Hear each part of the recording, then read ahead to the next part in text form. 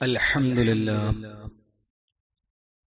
نحمده ونستعينه ونؤمن به ونتوكل عليه ونعوذ بالله من شرور أنفسنا ومن سيئات أعمالنا من يهده الله فلا مضل له ومن يضلله فلا هادي له وأشهد أن لا إله إلا الله وحده لا شريك له وأشهد أن محمدا عبده ورسوله أرسله بالهدى ودين الحق ليظهره على الدين كله ولو كره المشركون اللهم صل على محمد وعلى آل محمد كما صليت على إبراهيم وعلى آل إبراهيم إنك حميد مجيد اللهم بارك على محمد وعلى آل محمد كما باركت على إبراهيم وعلى آل إبراهيم إنك حميد مجيد أما بعد فإن خير الكلام كلام الله وخير الهدي هدي محمد صلى الله عليه وسلم وشر الأمور محدثاتها وكل محدثة بدعة أعوذ بالله من الشيطان الرجيم بسم الله الرحمن الرحيم يا أيها الذين آمنوا اتقوا الله حق تقاته ولا تموتن إلا وأنتم مسلمون والسابقون الأولون من المهاجرين والأنصار والذين اتبعوهم بإحسان رضي الله عنهم ورضوا عنه وأعد لهم جنات تجري تحتها الأنهار خالدين فيها أبدا ذلك الفوز العظيم. ബഹുമാന്യരായ വിശ്വാസിനികളെ, റഹ്മാനായ റബ്ബിന്റെ നിയമനിർദ്ദേശങ്ങൾ, വിധിവിലക്കുകൾ ജീവിതത്തിന്റെ എല്ലാ മേഖലകളിലും കാത്തുസൂക്ഷിക്കണേ എന്ന് ആദ്യമായി സ്വന്തത്തോട് തന്നെയും നിങ്ങളിൽ ഓരോരുത്തരോടും ഓർമ്മപ്പെടുത്തുകയാണ്, വസിയ്യത്ത് ചെയ്യുകയാണ്. അല്ലാഹുവിന്റെ പരിശുദ്ധ ദീനുൽ ഇസ്ലാം എക്കാലത്തും അതിന്റെ ശത്രുക്കൾക്ക് പ്രയാസങ്ങളും അവമതിപ്പും ഉണ്ടാക്കിയിട്ടുണ്ട്. അതുകൊണ്ട് തന്നെ എന്നും ഇസ്ലാമിന്റെ ഏതൊരു കാര്യം വന്നാലും അത് വിവാദങ്ങൾക്കും ചർച്ചകൾക്കുമൊക്കെ കാരണമായി തീരാറുണ്ട്.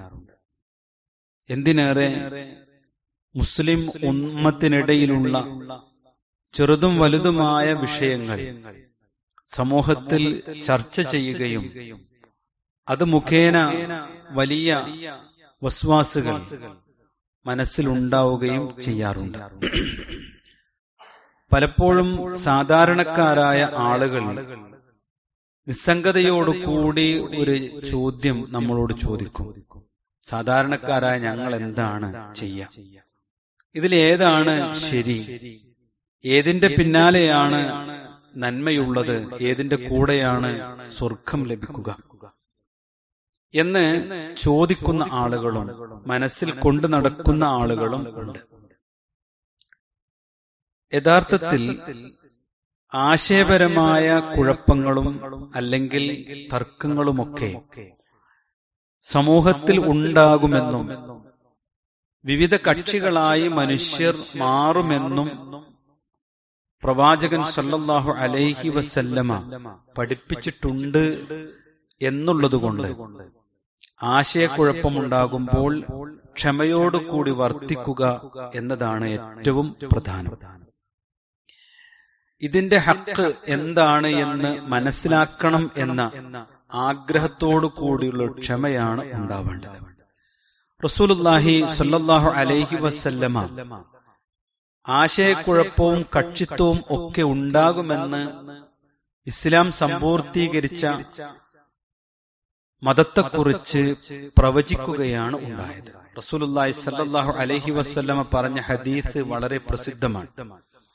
ഇന്ന അഹ്ലൽ കിതാബ്, വേദക്കാർ ഇഫ്തറഖു അലാ 72 മില്ല, അവർ 72 കക്ഷികളായി തീർന്നു.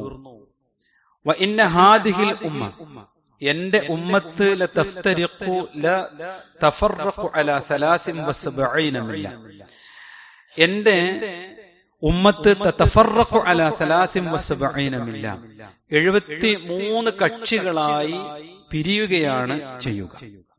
എന്നിട്ട് റസൂലുള്ളാഹി പറഞ്ഞു, കുല്ലുഹാ ഫിന്നാർ, എല്ലാ കക്ഷികളും നരകത്തിലായിരിക്കും, ഇല്ല വാഹിദ, ഒന്നൊഴികെ, വഹിയ അൽ ജമാഅ, അതിന്റെ പേരാണ്, സ്വർഗാവകാശികളായവരുടെ പേരാണ് അൽ ജമാഅത്ത് എന്നുള്ളത്. അതുകൊണ്ട് ഇതൊരു പരീക്ഷണമാണ്. സത്യം മനസ്സിലാക്കുവാൻ വേണ്ടിയുള്ള പ്രാർത്ഥനയാണ് നമുക്ക് ഉണ്ടാവേണ്ടത്. അന്ന റസൂലുള്ളാഹി സ്വല്ലല്ലാഹു അലൈഹി വസല്ലം കാന ഇദാ ഖാമ മിനൽ ലൈൽ, പ്രവാചകൻ സല്ലല്ലാഹു അലൈഹി വസല്ലമ രാത്രി നമസ്കാരത്തിന് വേണ്ടി എഴുന്നേറ്റാൽ അദ്ദേഹം, പ്രവാചകൻ നമസ്കാരം ആരംഭിച്ചിരുന്നത് ഇഫ്തതഹ സ്വലാത്തു, പ്രവാചകൻ രാത്രി നമസ്കാരം ആരംഭിച്ചിരുന്നത് ഫാത്തിഹയ്ക്ക് മുമ്പ് ഈ പ്രാർത്ഥന ചൊല്ലിക്കൊണ്ടാണ്.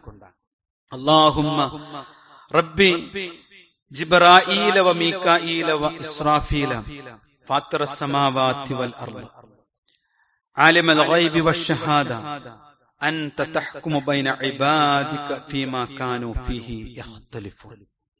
പ്രവാചകൻ ഇങ്ങനെ പ്രാർത്ഥിച്ചിരുന്നു, ആകാശഭൂമികളുടെ സൃഷ്ടാവേ,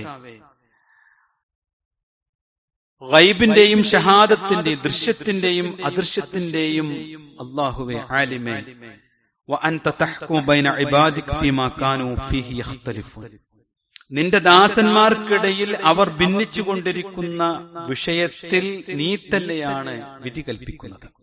ഇഹ്ദിനി ലിമാ ഉഖ്തിലഫ ഫീഹി മിനൽ ഹഖ് ബിഇദ്നിക, റഹ്മാനേ, നീ വ്യതിചലിച്ചു പോകുന്നതിൽ നിന്ന് നിന്റെ ഹക്ക് കൊണ്ട്, നിന്റെ അനുമതി പ്രകാരം, ഇഹ്ദിനി, എന്നെ നേർമാർഗത്തിലാക്കണമേ.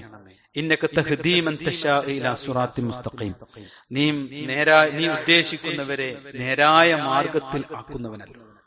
ഇത് പ്രവാചകൻ സല്ലല്ലാഹു അലൈഹി വസല്ലമ കക്ഷിത്വത്തെക്കുറിച്ച് പ്രതിസന്ധികൾ ഉണ്ടാകുമ്പോൾ, ആശയക്കുഴപ്പമുണ്ടാകുമ്പോൾ, നേരായ ഹക്ക് കൊണ്ട് എന്നെ വ്യതിചലിക്കാതെ നിലനിർത്തണമേ എന്ന് പ്രവാചകൻ മാതൃക കാണിച്ചു തന്ന പ്രാർത്ഥനയാണ്. അതുകൊണ്ട് ഈ അഭിപ്രായ വ്യത്യാസങ്ങൾ പരീക്ഷണമാണ് എന്നും, ഈ പരീക്ഷണങ്ങളിൽ സത്യത്തിന്റെ കൂടെ എന്റെ മനസ്സിനെ, എന്റെ അറിവിനെ, എന്റെ പ്രവർത്തനങ്ങളെ, എന്റെ ഇബാദത്തുകളെ നിലനിർത്താൻ നാഥാ നീ എന്നെ സഹായിക്കണമേ എന്നുള്ള മനസ്സറിഞ്ഞ പ്രാർത്ഥനയാണ് ഒരു വിശ്വാസിക്ക് ഉണ്ടാവേണ്ടത്.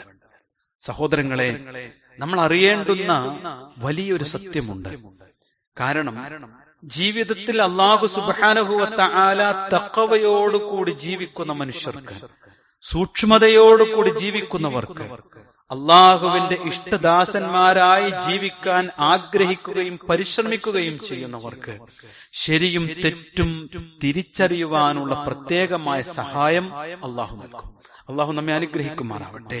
യാ അയ്യുഹല്ലദീന ആമനൂ, അല്ലയോ സത്യവിശ്വാസികളെ, ഇൻ തത്തഖുല്ലാഹ്, നിങ്ങൾ സൂക്ഷ്മതയോടുകൂടി തഖ്വയോടുകൂടി ജീവിക്കുന്നവരാണ് എങ്കിൽ യജ്അൽ ലക്കും ഫുർഖാന, അള്ളാഹു നിങ്ങൾക്ക് സത്യവും അസത്യവും വേർതിരിച്ചു മനസ്സിലാക്കി നൽകുക തന്നെ ചെയ്യുമെന്ന് അള്ളാഹു വാഗ്ദാനം ചെയ്തിട്ടുണ്ട്. അതുകൊണ്ട് തഖ്വയോടുകൂടി ജീവിക്കുകയും ഇഖ്തിലാഫുകൾ ഉണ്ടാകുമ്പോൾ, അഭിപ്രായ വ്യത്യാസങ്ങളും അതോടൊപ്പം കക്ഷിത്വവും ഉണ്ടാകുമ്പോൾ, ഇതിൽ ശരിയുടെ നേരെ എന്റെ മനസ്സിനെ നിലനിർത്തണമേ എന്ന ആഗ്രഹത്തോടു കൂടി പ്രാർത്ഥിക്കുകയും ചെയ്യുക, പഠിക്കുകയും ചെയ്യുക എന്നതാണ് ഒരു മുഅ്മിനിന്, ഒരു സാധാരണ സത്യവിശ്വാസിക്ക് ഉണ്ടാവേണ്ടത്. വിശ്വാസികളെ, രണ്ടാമതായി ഈ വിഷയത്തിൽ നമ്മൾ മനസ്സിലാക്കേണ്ടുന്ന കാര്യം, സത്യം മനസ്സിലാക്കാൻ അല്ലാഹു സുബ്ഹാനഹു വ തആല വെച്ചിട്ടുള്ള മാനദണ്ഡം എന്താണ്? എങ്ങനെയാണ് ഒരു സത്യത്തെ ഉൾക്കൊള്ളാൻ സാധിക്കുക? ഏതായിരിക്കും സത്യം? അതിന് അല്ലാഹു പഠിപ്പിച്ച മാനദണ്ഡം, പ്രവാചകൻ പഠിപ്പിച്ച മാനദണ്ഡം എന്താണ് എന്നതാണ്. പലരും പല മാനദണ്ഡങ്ങളുമാണ് സ്വീകരിച്ചിട്ടുള്ളത്. അതിൽ ഒന്ന്, പലരും സ്വീകരിച്ചിട്ടുള്ള മാനദണ്ഡങ്ങളിൽ ഏറ്റവും പ്രസിദ്ധമായ ഒന്ന്, നമ്മുടെ വാപ്പകാരണവന്മാർ മഹല്ലിൽ നടക്കുന്നത്, കിതാബിൽ എഴുതി വെച്ചത്, ഇതൊക്കെയാണ് ഞങ്ങളുടെ ന്യായം, അതാണ്, അതിലുള്ളതാണ് ഞങ്ങൾ സ്വീകരിക്കുക എന്നതാണ്. ഈ മാനദണ്ഡം തെറ്റാണ്. നമ്മുടെ പൂർവികർക്ക് തെറ്റുപറ്റുകയില്ല എന്ന ആ അധമമായ ചിന്ത, കാരണം അത് പിറകോട്ട് പോയാൽ പ്രവാചകൻ മുഹമ്മദ് മുസ്തഫ റസൂൽ കരീം സല്ലല്ലാഹു അലൈഹി വസല്ലമ ജീവിച്ചിരുന്ന കാലത്ത് മക്കയിലെ മുശ്രിക്കുകൾ വിശ്വസിച്ച വിശ്വാസമാണ്. അവർ മുൻകഴിഞ്ഞു പോയ പ്രവാചകന്മാരുടെ പിന്തുടർച്ചക്കാരായിരുന്നു. പക്ഷേ അവർ മുഹമ്മദ് മുസ്തഫ റസൂൽ കരീം സല്ലല്ലാഹു അലൈഹി വസല്ലമയിൽ വിശ്വസിച്ചില്ല. വഇദാ ഖീല ലഹും, അവരോട് പറയപ്പെട്ട ഇത്തബിഉ മാ അൻസലല്ലാഹ്, അള്ളാഹുവിങ്കിൽ നിന്ന് അവതീർണമായതിനെ നിങ്ങൾ പിൻപറ്റുക, നിങ്ങൾ പിന്തുടരുക എന്ന് അവരോട് പറയപ്പെട്ടാൽ ഖാലു, അവർ പറയും, ബൽ നത്തബിഉ മാ വജദ്നാ അലൈഹി ആബാഅനാ, ഞങ്ങളുടെ പിതാക്കൾ ഏതൊന്നിൽ നിലകൊള്ളുന്നതായി നിങ്ങൾ കണ്ടുവോ അതിലാണ് ഞങ്ങൾ ഉണ്ടാവുക. ഞങ്ങളുടെ വാപ്പകാരണവന്മാരുടെ വിശ്വാസത്തിലും ആചാരത്തിലുമായിരിക്കും ഞങ്ങൾ ഉണ്ടാവുക. റഹ്മാനായ റബ്ബ് ചോദിക്കുന്ന ചോദ്യം, അവലൗ കാന ശൈത്വാനു യദ്ഉഹും ഇലാ അദാബി സഈർ, അവരെ പിശാചുക്കൾ നരകത്തിലേക്കാണ് ക്ഷണിക്കുന്നത് എങ്കിൽ അതവർ പിന്തുടരുമോ എന്നാണ്. മാർഗം തെറ്റിപ്പോയെങ്കിലും അവരെ തന്നെ പിന്തുടരൂ എന്ന് പറയുന്നവർ നരകത്തിലേക്കാണ് പിശാച് കൊണ്ടുപോകുന്നത്. ആ പിശാചിനെ അവർ പിന്തുടരുമോ എന്ന് അല്ലാഹു സുബ്ഹാനഹു വ തആല ചോദിക്കുന്നുണ്ട്. അതുകൊണ്ട് സഹോദരങ്ങളെ, പ്രമാണങ്ങളിൽ ഉള്ളതാണ് ശരിയായി പിൻപറ്റേണ്ടത്. ഇന്ന് ഈ നാട്ടിൽ ഈ രൂപത്തിലുള്ള ചർച്ചകളും അതുപോലെ തന്നെ യഥാർത്ഥ രീതിയിലല്ലാത്ത ചിന്തകളും കൊണ്ടുവന്നത് ഇക്കാലത്ത് അഹ്ലുസുന്നയുടെ പേരിലുള്ള കള്ളവാദികളാണ്, ഗ്രാൻഡ് മുഫ്തിമാരാണ് എന്ന് നമ്മൾ അറിയണം. എന്താണ് ശരിയായ മാനദണ്ഡം? കാര്യങ്ങൾ മനസ്സിലാക്കാൻ, സത്യവും അസത്യവും വേർതിരിച്ചു മനസ്സിലാക്കാനുള്ള ശരിയായ മാനദണ്ഡം എന്താണ്? അത് ഖുർആനും സുന്നത്തുമാണ്. ഉമർ ബിൻ ഖത്താബ് റളിയല്ലാഹു അൻഹുവിൽ നിന്ന് ഉദ്ധരിക്കുന്ന ഹദീസ് ഇപ്രകാരമാണ്. റസൂലുള്ളാഹി പറഞ്ഞു, തറക്തു ഫീക്കും അംറൈൻ, രണ്ട് കാര്യങ്ങൾ ഞാൻ നിങ്ങൾക്ക് ഇട്ടേച്ചു പോകുന്നു. ലൻ തദല്ലു മാ തമസ്സക്തും ബിഹിമാ കിതാബല്ലാഹ് വസുന്നത നബിയിഹി. അത് അള്ളാഹുവിന്റെ വിശുദ്ധ ഖുർആനും പ്രവാചകൻ മുഹമ്മദ് മുസ്തഫ റസൂൽ കരീം സല്ലല്ലാഹു അലൈഹി വസല്ലമയുടെ തിരുസുന്നത്തുമാണ്. അത് രണ്ടും മുറുകെ പിടിക്കുന്നവർ ലം തദല്ലു മാ തമസ്സക്തും ബിഹിമാ, അവ രണ്ടിനെയും മുറുകെ പിടിക്കുന്നവർ നേർവഴിയിൽ നിന്ന് തെറ്റിപ്പോവുകയില്ല എന്ന് അള്ളാഹുവിന്റെ പ്രവാചകൻ മുഹമ്മദ് മുസ്തഫ റസൂൽ കരീം സല്ലല്ലാഹു അലൈഹി വസല്ലമ നമ്മെ പഠിപ്പിച്ചിട്ടുണ്ട്. ഈ പ്രമാണമാണ് ഒരു സത്യം ഒരു അസത്യം വേർതിരിച്ച് മനസ്സിലാക്കാൻ നമുക്ക് പറ്റുന്ന മാതൃക. അപ്പോഴും നമ്മുടെ മനസ്സിലൊരു ചിന്ത വരും, എല്ലാ കക്ഷികളും ഞങ്ങളുടെ പ്രമാണം ഖുർആനാണ്, ഹദീസാണ് എന്ന് തന്നെയാണല്ലോ പറയുന്നത്. പിന്നെ എങ്ങനെയാണ് അതുകൊണ്ട് ശരിയും തെറ്റും മനസ്സിലാക്കുക? അവിടെയാണ് ഖുർആനും സുന്നത്തും മതി എന്ന് പറയുന്നവർ മുൻഗാമികൾ സ്വീകരിച്ച നബിയുടെ സഹാബത്ത് എങ്ങനെയാണോ മനസ്സിലാക്കിയത്, ഉൾക്കൊണ്ടത് എന്നത് മനസ്സിലാക്കാതെ പോകുന്നു, അല്ലെങ്കിൽ അതിനെ സ്വീകരിക്കാതെ പോകുന്നു എന്നുള്ളതാണ്. പിന്നെ അവർ സ്വീകരിക്കുന്ന മാനദണ്ഡം തങ്ങളുടെ ബുദ്ധി, തങ്ങളുടെ ചുറ്റുപാട്, ഇതിൽ എങ്ങനെയാണോ ഉള്ളത് അതനുസരിച്ച് തങ്ങളുടെ കർമ്മങ്ങളും വിശ്വാസങ്ങളും ശരിയാക്കാൻ വേണ്ടി ബുദ്ധിക്കനുസരിച്ച് ഖുർആനിനെയും സാഹചര്യമനുസരിച്ച് ഹദീസിനെയും ഒക്കെ നോക്കിക്കാണുന്നവരാണ് അവർ. വിശ്വാസികളെ, ഈ ഒരു മാർഗം സ്വീകരിച്ചാൽ യഥാർത്ഥത്തിൽ ഖുർആനിൽ നിന്നും തിരുസുന്നത്തിൽ നിന്നും വഴി തെറ്റിപ്പോവുകയാണ് ചെയ്യുക. അല്ലാഹു സുബ്ഹാനഹു വ തആല ഖുർആനിനെ യഥാവിധി സ്വീകരിക്കാത്തവർ അത് മുഖേന വഴിപിഴച്ചു പോകുമെന്ന് പഠിപ്പിച്ചിട്ടുണ്ട്. ഖുർആന് കൊണ്ട് വഴിപിഴച്ചു പോകും, അല്ലെങ്കിൽ പ്രമാണങ്ങൾ കൊണ്ട് വഴിപിഴച്ചു പോകും എന്ന് പ്രവാചകൻ വിശുദ്ധ ഖുർആനിലൂടെ സൂറത്ത് ബഖറയിലെ 26-ാമത്തെ വചനത്തിൽ അല്ലാഹു ഉപമകളെ കുറിച്ച് വിശദീകരിക്കുന്നിടത്ത് പറയുന്നുണ്ട്, യുദല്ലു ബിഹി കസീറ, അത് മുഖേന ധാരാളം ആളുകൾ വഴിപിഴച്ചു പോകും. അള്ളാഹുവിന്റെ ഈ ഉപമകൾ കൊണ്ട്, പ്രമാണങ്ങൾ കൊണ്ട് ധാരാളം പേർ നേർമാർഗത്തിലാവുകയും ചെയ്യും. ആരാണ് വഴിപിഴച്ചു പോവുക? അധർമ്മകാരികൾ, തിന്മ ചെയ്യുന്നവർ, സ്വാർത്ഥമോഹികൾ, സ്വാർത്ഥത ലക്ഷ്യം വെക്കുന്നവർ, അത് മുഖേന വഴിപിഴപ്പിക്കപ്പെടുക തന്നെ ചെയ്യും. നേർമാർഗം ആഗ്രഹിക്കുന്നവർ പ്രമാണങ്ങൾ കൊണ്ട് ഹിദായത്തിലാവുകയും ചെയ്യുമെന്ന് റഹ്മാനായ റബ്ബ് പഠിപ്പിച്ചിട്ടുണ്ട്. നമുക്കൊന്ന് പരിശോധിക്കാം സഹോദരങ്ങളെ. അള്ളാഹു അല്ലാത്തവരെ വിളിച്ചു പ്രാർത്ഥിക്കാൻ വിശുദ്ധ ഖുർആനിൽ പ്രമാണമുണ്ട് എന്ന് പ്രവാചകനും സഹാബത്തിനും മനസ്സിലാകാത്ത ഒരു കാര്യം ഈ കേരളക്കരയിൽ വിശദീകരിച്ചത് വസ്അൽ മൻ അർസൽനാ മിൻ ഖബ്ലിക് എന്ന വിശുദ്ധ ഖുർആനിലെ ആയത്തോതിക്കൊണ്ടാണ്. എന്താണ് ആ ആയത്തിന്റെ അർത്ഥം? നിനക്ക് മുമ്പ് നമ്മുടെ ദൂതന്മാരെ, നിനക്ക് മുമ്പ് നാം അയച്ചിട്ടുള്ള നമ്മുടെ ദൂതന്മാരോട് പ്രവാചകരെ താങ്കൾ ചോദിച്ചു നോക്കുക. എന്താണ് ചോദ്യം? അജഅൽനാ മിൻ ദൂനിർ റഹ്മാനി ആലിഹത്തൻ യുഅ്ബദൂൻ, പരമകാരുണ്യത്തിന് പുറമെ ആരാധിക്കപ്പെടേണ്ട വല്ല ദൈവങ്ങളും നാം നിശ്ചയിച്ചിട്ടുണ്ടോ എന്ന് പ്രവാചകരെ, മുൻകഴിഞ്ഞു പോയ പ്രവാചകന്മാരോട് ചോദിച്ചു നോക്കുക എന്ന ആയത്തിൽ നിന്ന് ബാഹ്യാർത്ഥം എടുത്തുകൊണ്ട് പ്രവാചകന്മാരോട് ചോദിക്കാമെന്നും മരണപ്പെട്ടു പോയവരോട് പ്രാർത്ഥിക്കാമെന്നും ആയത്തോതിക്കൊണ്ടാണ് ഈ ഹിദായത്തിന്റെ വെളിച്ചത്തിൽ നിന്ന് ദലാലത്തിലേക്ക് സമൂഹത്തെ കൊണ്ടുപോയത്. പ്രവാചകൻ മനസ്സിലാക്കിയിട്ടുണ്ടോ? സഹാബത്ത് മനസ്സിലാക്കിയിട്ടുണ്ടോ? പ്രവാചകൻ യാ ഇബ്രാഹിം എന്ന് വിളിച്ചിട്ടുണ്ടോ? യാ ഇസ്മായിൽ എന്ന് വിളിച്ചിട്ടുണ്ടോ? യാ ആദം എന്ന് വിളിച്ചിട്ടുണ്ടോ? അല്ലാഹുവേ എന്നല്ലാത്ത, റബ്ബന എന്നല്ലാത്ത ഒരു പ്രാർത്ഥന റഹ്മാനായ റബ്ബിന്റെ പ്രവാചകൻ മുഹമ്മദ് മുസ്തഫ റസൂൽ കരീം സല്ലല്ലാഹു അലൈഹി വസല്ലമയിൽ നിന്നുണ്ടായിട്ടില്ല. ഈ ആയത്തെങ്ങാനും തെളിവായിരുന്നുവെങ്കിൽ ഇബ്രാഹിം നബി അലൈഹിസ്സലാമെ വിളിച്ചു പ്രാർത്ഥിക്കുന്ന സഹാബത്തിനെ നമുക്ക് കാണുവാൻ പറ്റുന്നു. അതുകൊണ്ട് ആയത്തോതി ദലാലത്തിലാകുമെന്ന് വിശുദ്ധ ഖുർആനിന്റെ വചനത്തിലുണ്ടായത്. നോക്കൂ നിങ്ങൾ, ബിദ്അത്ത് വന്നതെങ്ങനെ? ആയത്തോതിക്കൊണ്ടാണ്. ഖുൽ ബിഫളില്ലാഹി വബിറഹ്മതിഹി വബിദാലിക ഫൽയഫ്റഹു ഹുവ ഖൈറും മിമ്മാ യജ്മഊൻ എന്ന സൂറത്ത് യൂനുസിലെ 58ാമത്തെ ആയത്താണ് നബിദിനം കഴിക്കാൻ ഈ സമൂഹത്തെ ആളുകൾ പഠിപ്പിച്ചുകൊണ്ടിരിക്കുന്നത്. എന്താണ് ആയത്തിന്റെ അർത്ഥം? അല്ലാഹുവിന്റെ അനുഗ്രഹം കൊണ്ട് മാത്രമാണ്. വബിദാലിക ഫൽയഫ്റഹു, അതുകൊണ്ട് അവർ സന്തോഷിച്ചു കൊള്ളട്ടെ. ഹുവ ഖൈറും മിമ്മാ യജ്മഊൻ, അവർ സമ്പാദിച്ചു കൂട്ടിക്കൊണ്ടിരിക്കുന്നതിനേക്കാൾ ഉത്തമമായിട്ടുള്ളത് അതാണ്.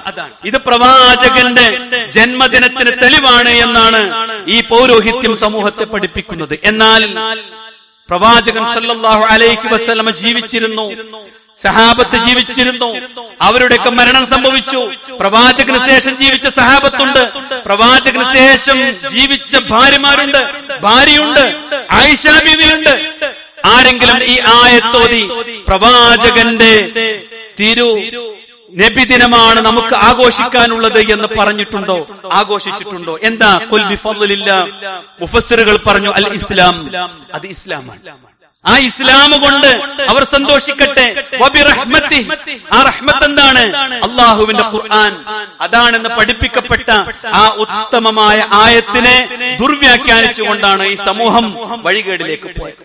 മറ്റൊരു വിഭാഗമുണ്ട്, വോട്ട് ഹറാമായിരുന്ന ഒരു കാലഘട്ടത്തിൽ അവരും ആയത്ത് തന്നെയാണ് പ്രമാണമാക്കിയത്. ഇയ്യാക നഅ്ബുദു വ ഇയ്യാക നസ്തഈൻ. ലോകത്തെമ്പാടും ആദിയാനികളുണ്ട്, അവർ വിശുദ്ധ ഖുർആനിന്റെ ആയത്താണ് ഓതിയത്. വബിൽ ആഖിറത്തി ഹും യൂഖിനൂൻ, പരലോകത്തിൽ അവർ ദൃഢമായി വിശ്വസിക്കണമെന്ന് പറഞ്ഞ സൂറത്ത് ബഖറയിലെ 4ാമത്തെ ആയത്തിന് അവർ പറഞ്ഞു, ഇനി വരാനിരിക്കുന്ന പ്രവാചകൻ മിർസ ഖുലാമിൽ വിശ്വസിക്കുന്നവരാണ് യഥാർത്ഥ വിശ്വാസികൾ എന്ന് പറഞ്ഞ് പുതിയ മതമുണ്ടാക്കി. നമസ്കാരം 3 ഉള്ളെന്ന് ഓതിയവർ, ചേകന്നൂർ വിഭാഗം, അവർ ഓതിയത് സർവമത സത്യവാദത്തിലേക്ക് എത്തുന്നതിടത്തേക്ക് അവരെ എത്തിച്ചത് ഖുർആനിൽ നമസ്കാരം 3 ഉള്ളൂ എന്ന് പറഞ്ഞുകൊണ്ടാണ്. ലോകത്തുള്ള വർഗീയവാദികളും തീവ്രവാദികളും ആയത്ത് ദുർവ്യാഖ്യാനിച്ചുകൊണ്ടാണ് യഥാർത്ഥത്തിൽ കടന്നുപോയിട്ടുള്ളത്.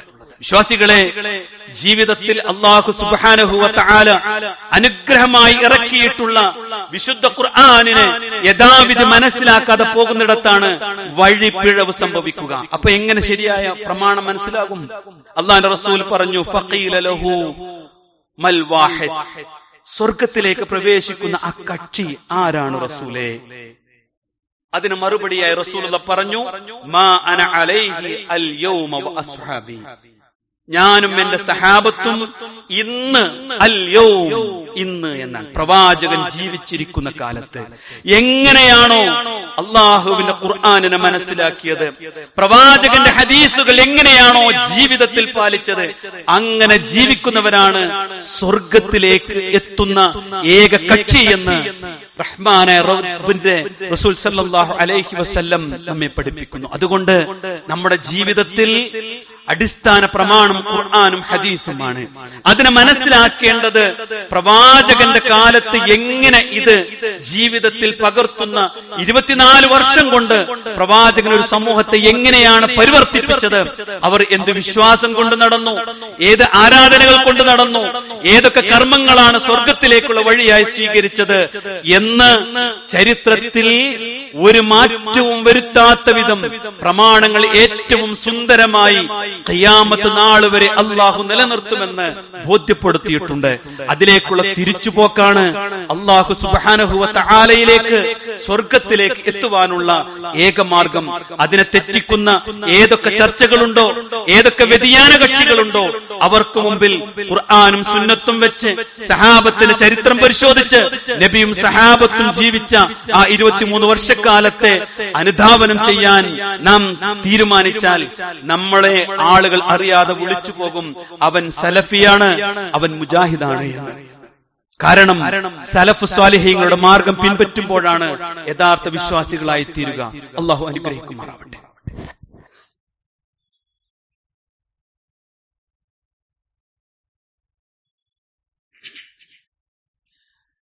ഇന്നൽ ഹംദുലില്ലാഹ് വസ്സലാത്തു വസ്സലാമു അലാ റസൂലില്ലാഹ് വഅലാ ആലിഹി വസഹ്ബിഹി അജ്മഈൻ, അമ്മാ ബഅദ്.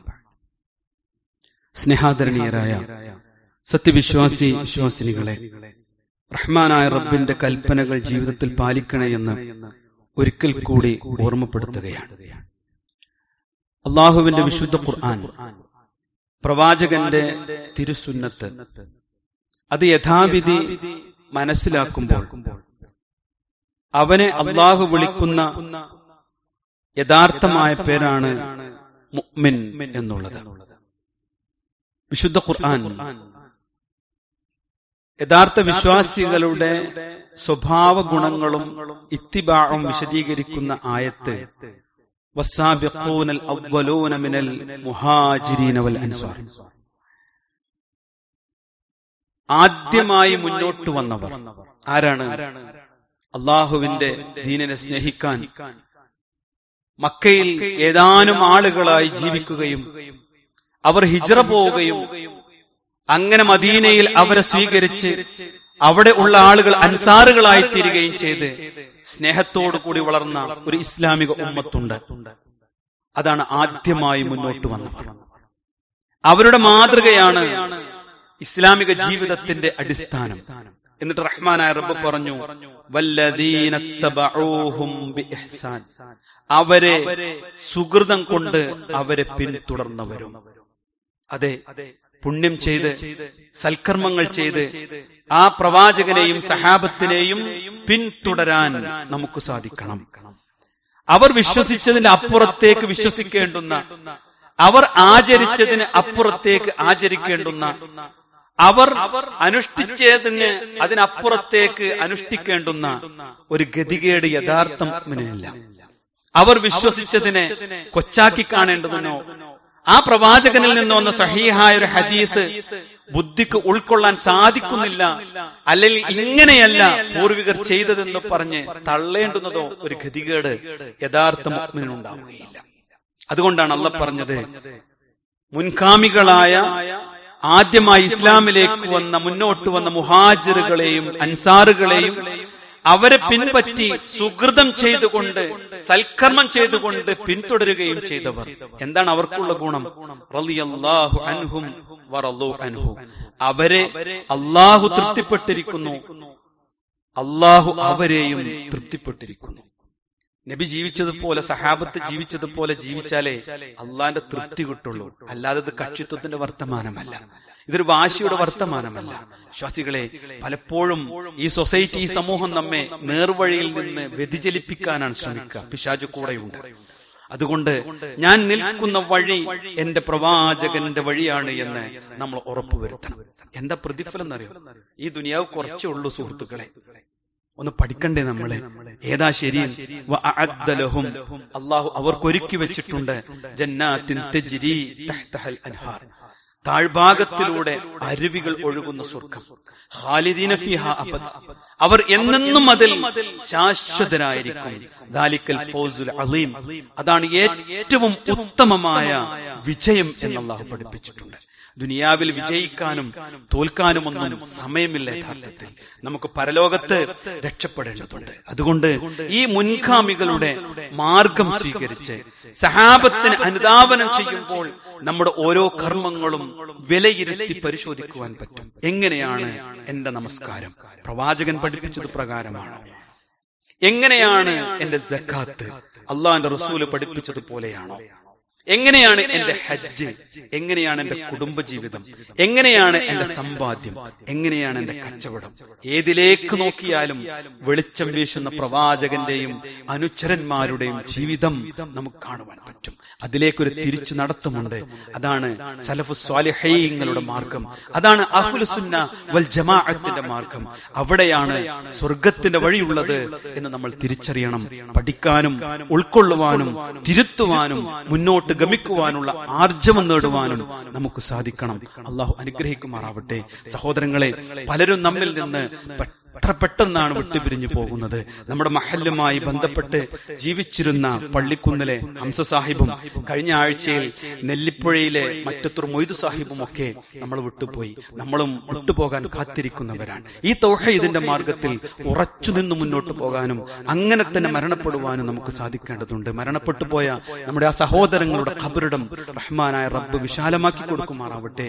അവരെയും നമ്മെയും ഒക്കെ അല്ലാഹു ജന്നാത്തുൽ ഫിർദൗസിൽ ഒരുമിച്ച് കൂട്ടുമാറാവട്ടെ. നമ്മുടെ മാതാപിതാക്കൾക്ക് അല്ലാഹു സ്വർഗം നൽകി അനുഗ്രഹിക്കുമാറാവട്ടെ. ഹിദായത്തിന്റെ ഒരു മാർഗത്തിൽ ജീവിക്കാനും ആ മാർഗത്തിലൂടെ തന്നെ സഞ്ചരിച്ച് ലാ ഇലാഹ ഇല്ലല്ലാഹ് എന്ന് ഉച്ചരിച്ച് അല്ലാഹുവിന്റെ മലക്കുകളുടെ സാമീപ്യം ലഭിച്ച് സ്വർഗത്തിലെ പട്ടുറുമാലിൽ റൂഹിനെ യാത്രയാക്കപ്പെടുന്ന ഉന്നതരിൽ റഹ്മാനായ റബ്ബ് നമ്മെ ഉൾപ്പെടുത്തുമാറാവട്ടെ. അല്ലാഹു സ്വർഗം കൊണ്ട് വാഗ്ദാനം ചെയ്യപ്പെടുന്ന ഒരു യാത്രയായി നമ്മുടെയൊക്കെ മരണയാത്ര അല്ലാഹു അനുഗ്രഹിക്കുമാറാവട്ടെ.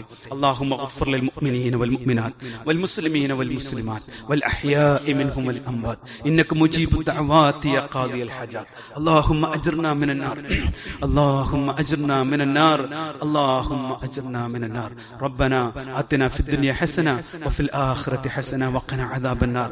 آمين آمين برحمتك يا أرحم الراحمين والحمد لله رب العالمين.